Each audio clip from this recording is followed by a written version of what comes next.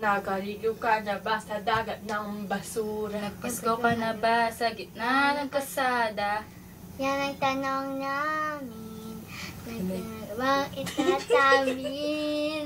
Nalaman mo na pang mapapag-aral ka niya. Tutulungan tayo upang magkatrabaho. At ang kanyang plano ay magkabahay tayo. Si Biller ang tunay na mahirap. Dum-dum. Si Biller ang tunay na may malasakit. Si Biller ang may kakayahan na gumawa ng sariling pangalan. Si Manny Villar ang natatapos sa ating kahirapan.